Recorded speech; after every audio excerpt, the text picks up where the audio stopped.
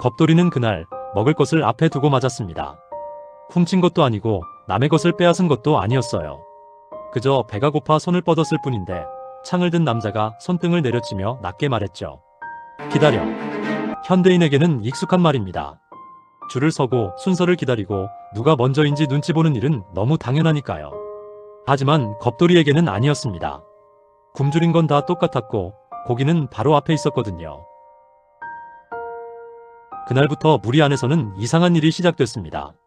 먹을 것이 있어도 누군가는 먼저 먹을 수 없었습니다. 무리는 다시 그 물가로 돌아와 있었습니다. 이제 사람들은 어디에 물고기가 몰리는지, 어느 진흙이 깊게 빠지는지, 어디에 먹을 것이 남는지를 기억하기 시작했죠.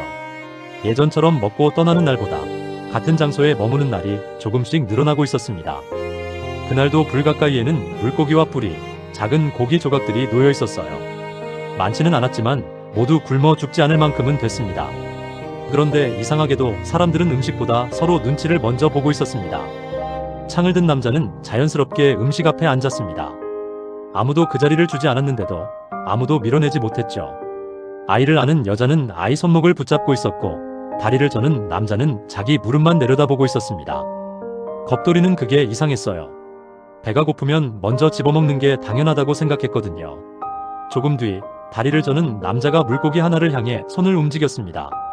그 순간 창을 든 남자가 그를 바라봤고 남자의 손은 공중에서 그대로 멈췄습니다. 소리를 지른 것도 아니었고 때린 것도 아니었는데 그는 결국 손을 거뒀어요. 겁돌이는 그 장면에서 이상한 걸 느꼈습니다. 짐승은 힘으로 밀어냈어요.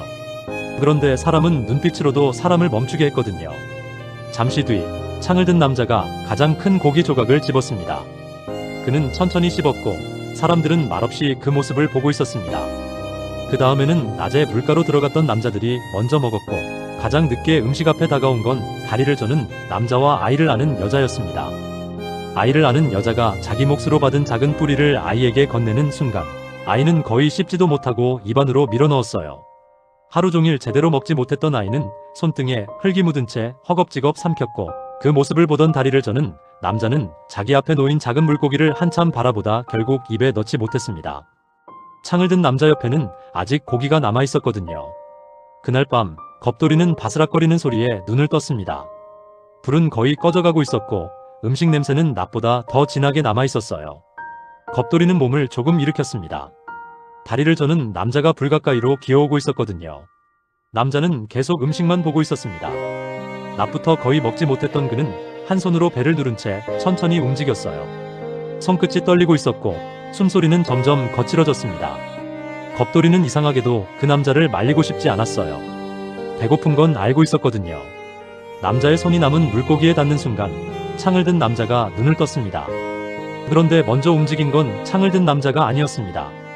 불 가까이에 앉아있던 남자 둘이 먼저 몸을 일으켰어요. 그들은 낮에도 창 든 남자 가까이에 붙어있던 사람들이었습니다.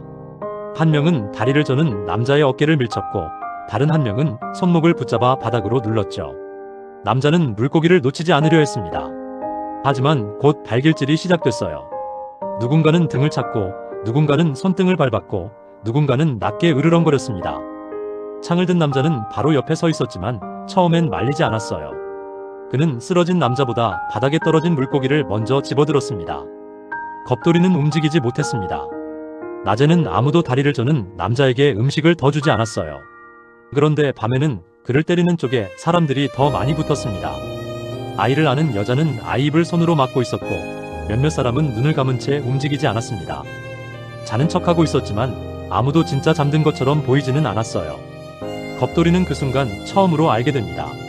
사람들은 배고픈 사람 편에 서는 게 아니라 음식 가까운 사람 편에 서기 시작한다는 걸요. 다음날 아침 다리를 저는 남자는 얼굴 한쪽이 부어 있었습니다. 걷는 것도 더 힘들어 보였죠. 그런데도 그는 불 가까이로 걸어왔습니다. 사람들은 그를 보고 조금씩 몸을 움직였습니다. 누군가는 자리를 피했고 누군가는 일부러 창든 남자 가까이 붙어 앉았습니다. 다리를 저는 남자는 한참 동안 아무 말 없이 서 있었어요. 그러다 갑자기 창을 든 남자 쪽으로 몸을 던졌습니다.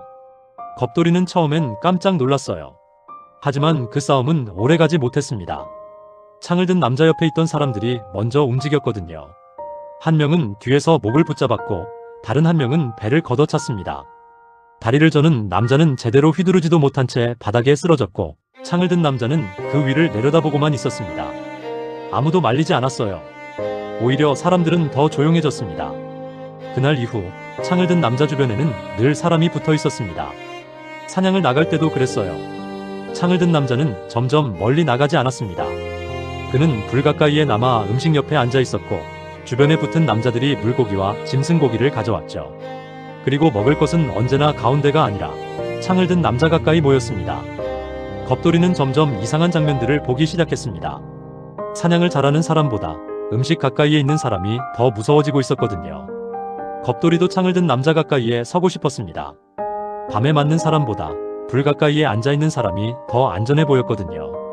그래서 다음날 사냥에 나갔을 때 겁돌이는 평소보다 더 앞쪽으로 뛰었습니다.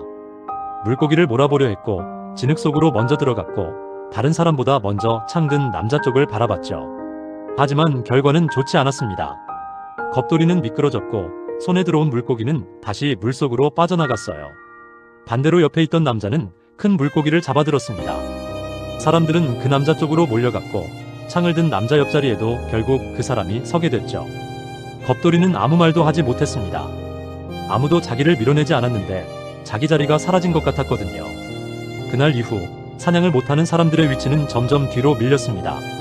다리를 저는 남자는 불빛 가장자리에서 잠들게 됐고 늙은 여자는 음식을 나눌 때마다 가장 마지막까지 기다렸습니다. 아이를 아는 여자는 전보다 더 자주 고개를 숙였고 사람들은 점점 힘센 사람보다 음식 가까운 사람 눈치를 보기 시작했죠. 현대인에게도 익숙한 모습입니다. 누군가는 힘 있는 사람 옆에 서고 누군가는 끝까지 눈치만 보다 아무 말도 하지 못하죠. 겁돌이는 그날 처음으로 그런 공기를 느꼈습니다. 이제 사람들은 짐승만 피해서 살아남는 게 아니었어요. 누구 옆에 앉아야 하는지, 누구 편에 서야 덜 맞는지, 누구 눈치를 봐야 먹을 수 있는지도 배우기 시작하고 있었습니다. 그리고 다음날 아침, 무리는 또 떠나지 않았습니다. 남은 음식이 있었기 때문입니다. 누군가는 그걸 지켜야 했고, 누군가는 허락받아야 했고, 누군가는 끝까지 기다려야 했죠. 아마 인간은 그때부터 달라졌을지도 모릅니다. 먹을 것을 찾는 존재에서 먹는 순서를 견디는 존재로요.